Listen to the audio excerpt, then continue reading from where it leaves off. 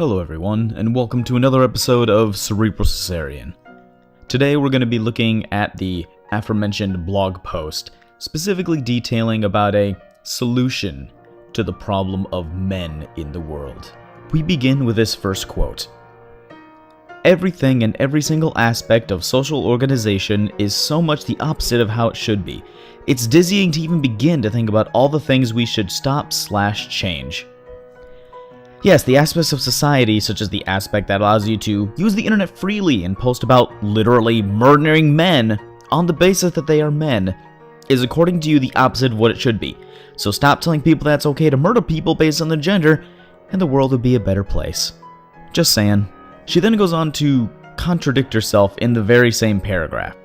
I just want to throw some ideas out there that I often come across these days. I dream for concrete, down-to-earth, simple, and easily applicable measures of stepping out of patriarchy into a female-loving, biophilic world. This isn't by any means a realistic plan of how to achieve it, but just reading it makes me feel happy. It makes me feel more real, more possible. Enjoy! Okay, I don't know if you caught that there, but she wants concrete, down-to-earth, simple, and easily applicable measures that she admits is not even realistic at all, and that this is not a realistic plan to achieve her goals.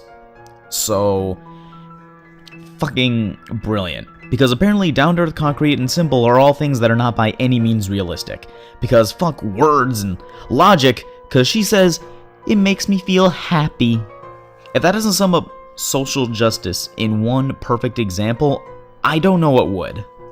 So, we're gonna break this down. Here is step 1 on this plan to get rid of men. I mean, she says she doesn't really want to get rid of all men, but keep watching and I think you'll see where my doubts start to rise. The first step is to fire all of them from their jobs by force.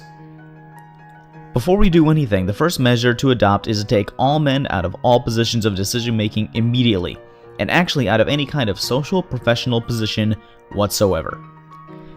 So, just for the record, that means that roughly half of the workforce and most people in charge of the government will be immediately removed from their positions.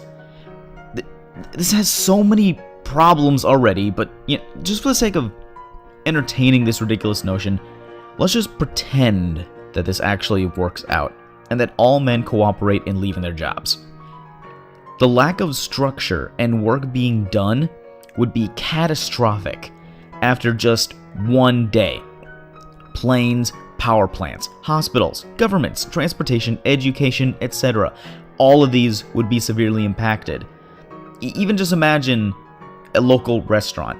You wouldn't be able to get a Big Mac if most of the people working there are men. Do you know how hard it would be to run a restaurant at half staff? It's fucking impossible. Sorry, little Susie, I know you were supposed to get that special heart surgery today, but the heart surgeon was a man, and we can't have men doing anything important around here anymore, so let's hope you get well some other way. But here's the thing. Let's go another leap here and say that this works out beyond that, and that this doesn't create massive chaos. Pretend that they had women who could immediately fill all the positions available, who had equal qualifications to the men that they took away. So, every single business and government just immediately filled and staffed with women who are completely educated and competent in all of their skills. Alright, cool. So, what's next? Step 2. Call the male population via euthanasia based on their career choice. Major serial killers, serial torturers, pimps, pornographers, severe domestic abusers, serial rapists, genocide planners, biocide planners, and pedocriminals across the world will simply be euthanized. The decisions will be taken by women in a mass world tribunal for patriarchal crimes. This is by far the best solution, and it is the most legitimate, ethical way of reducing male population to more reasonable levels. Such men would otherwise forever pose a threat to women, children, animals, the earth, and society as a whole. And we know they have no choice of ceasing their violent behavior after having reached such an advanced stage of sadism and sociopathy. It would be reckless to spend space, resources, and energy in keeping them alive in prisons. Remember guys, only men are serial killers, only men can torture people, women cannot be pimps, women can't be pornographers, Women have never domestically abused men, women have never raped men, genocide planners both exist and can be easily identified, biocide is apparently a thing, and women are unable to be pedophile criminals. I refuse to say a made-up word like pedocriminals. So, remember how we already gave them the 2 points in part 1?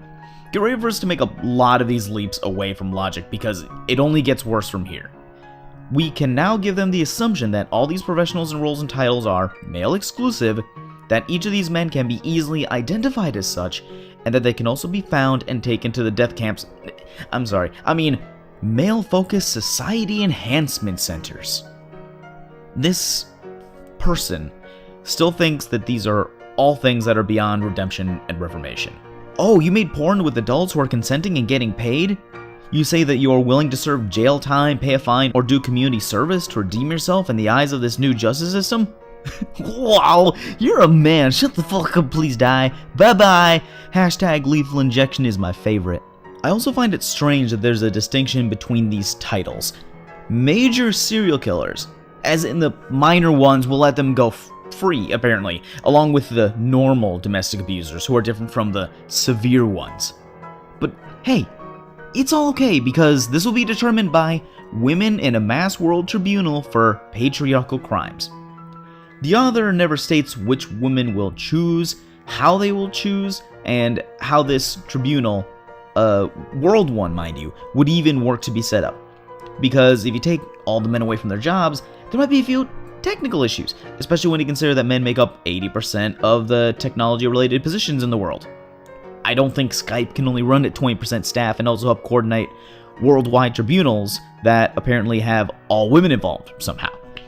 This also contradicts the previous notion which states that they will simply be euthanized. That seems very cut and dry and leaves little room for choice for this tribunal. Unless that choice is how they die, which seems kind of fucked up and violent, but, you know, hey, making porn is apparently worse than gathering every woman in the world to determine the method of execution for thousands of men. Common sense, don't you get it? Get your act together, you sexist cunts. This is progress. According to the author, this is the best and most ethical solution to produce a reduction in male population. Mind you, apparently male population rates are bad right now. I wish he would have clarified that, but fuck me for actually wanting a reason for this nonsense, right? She goes on to say that this is for the best because keeping them in prisons would be reckless. Yeah, because remorse and a desire to reform isn't a thing. Once you've done a crime, you always do that crime. Better off killing them right now. I remember that time I jade-walked, and now I just do it unconsciously. I wake up in the morning with tickets all over me from cops giving me citations for sleep jaywalking. It's just how us criminals work. This is also a very interesting point. It would be reckless to spend space, resources, and energy in keeping them alive in prisons. The author is aware of the concept of space, resource, and energy.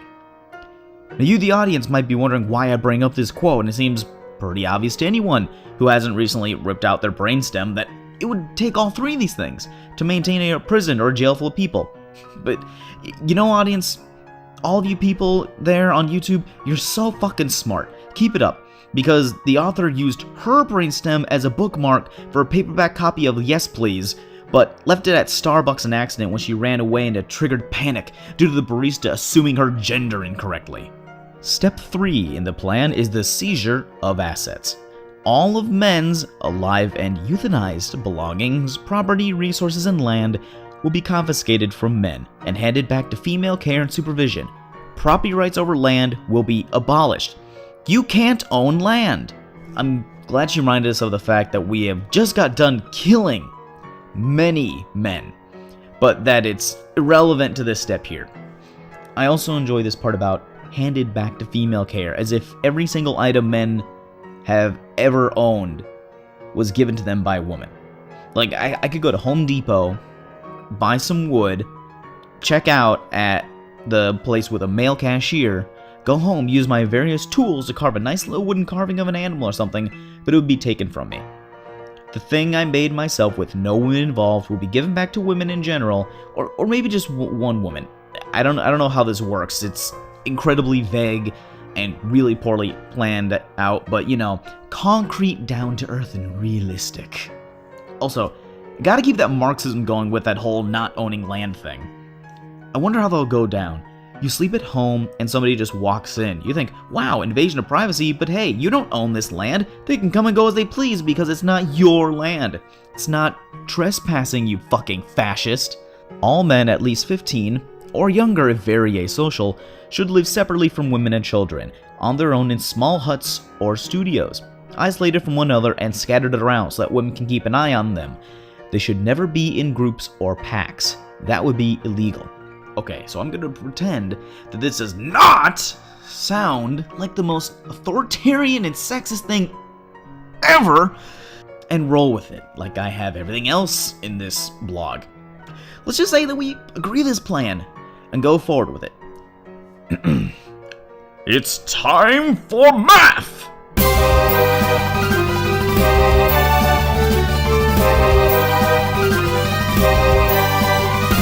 So, the total number of men in the world is roughly 3,477,829,638, give or take a margin of plus or minus 5% for errors and other factors. This information does not distinctly tell us about the age of the men, but for the sake of showing how absurd this is, I'm going to cut this number in half, on the assumption that only half of these men are 15 or older.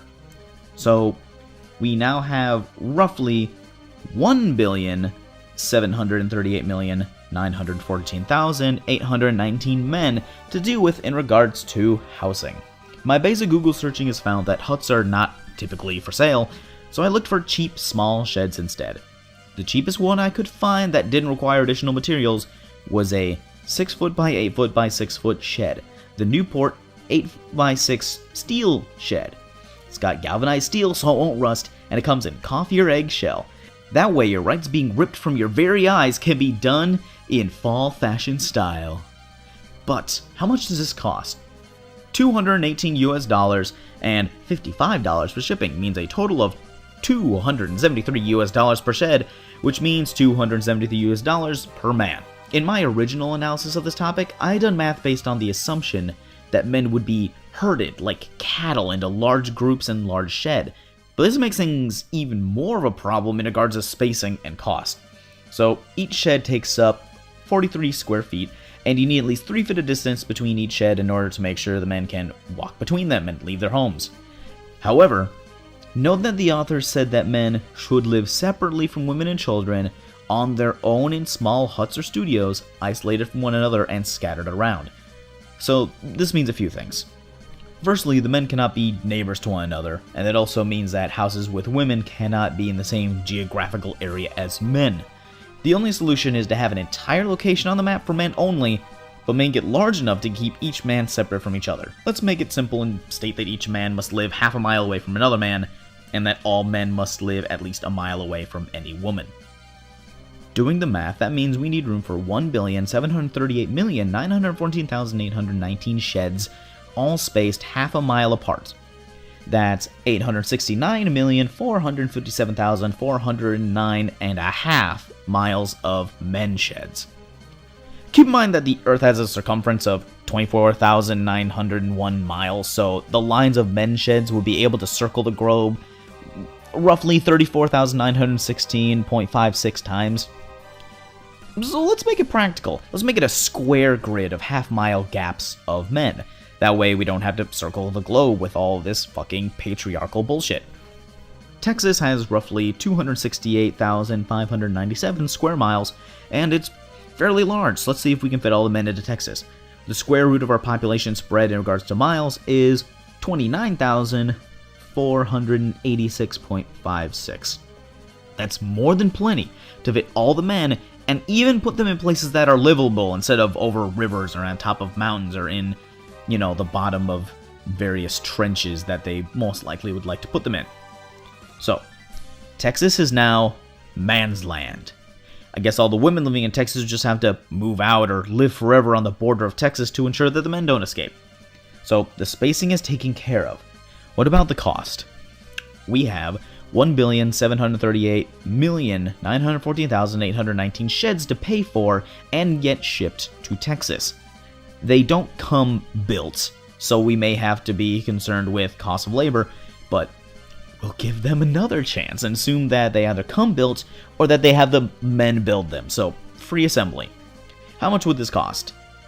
We have the current estimate of the number of men needing to be imprisoned in these sheds, 1,738,914,819, multiplied by $273 per shed, leaves us at $474,723,745,587 And that's right, 474 billion with a B. Now, I know you're thinking, that's fucking pocket change compared to what the US debt has right now, so we spend that much on everything else, why not do this? Because you're right, the US debt is currently, as of this writing, $19,865,664,780,420. So, this shouldn't be a big deal, right? Well, not initially, no. If we could just house and store these men like they were rocks who could just sit there and do nothing for all time, then this would stay static in regards to the cost. However, we now have to concern ourselves with food. So it would now be illegal for male adults to impose their presence on females, girls, and children. Men would have to care for themselves on their own, food, laundry, etc. No male above his age of puberty would be allowed to receive any kind of service from a female. Their life expectancy would probably drop below the age of 40, but that's how things should be. Women's life expectancy without men would rise to 130 years at least. So, notice how it says that men need to care for themselves, as in food and laundry. However, it just says they cannot receive service from a female, implying that food would be given to them and men would just need to cook and prepare it themselves. I have no idea how you'd fit a stove and a bed into a 6x8 shed, but whatever, let's go forward with this notion. So, how much would it cost to keep all of the men in the world fed? Based on basic searching, the USDA says that a man between the age of 19 and 50 needs to spend roughly $43.30 per week on food, minimum on average.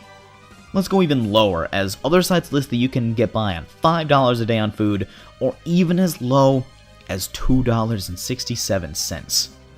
So, we have all these men to feed, and it costs $2.67 minimum per day to feed them. That means if we want to keep the men alive, we must spend $4,657,807,550.89 per day for the men. Or to make it more clear, that's $1,799,756,075.89 per year, which also doesn't consider the cost of shipping all this food to the men's land or paying for couriers to bring the food to these men. All this math almost made me forget to comment on the life expectancy. Oh my god. 40 years for men, huh? You know, I usually would be skeptical, but considering that you've ruined the lives of half the population of Earth at this point in your plan, I wouldn't be surprised if the stress alone reduced life expectancy. She also states that this is how it should be, because never has any man above the age of 40 ever done anything good for society. Especially not, I don't know, I'm just pulling out a hat here, Yoshinori Oshumi, the 71-year-old doctor who won a Nobel Prize this year for his research on mechanisms underlying autophagy, the fundamental process for degrading and recycling cellular components. It's not like his research would be useful for treating cellular illnesses or anything. Fuck that! We have a patriarchy to smash. But then we get to the other gem of this segment. Women living 130 years? How the fuck can that happen when the oldest living person ever was Jean Calment, and she lived only to 122? I'm genuinely curious as to how you think you can make it so every single woman would surpass this woman by 8 years as a minimum. Moving on!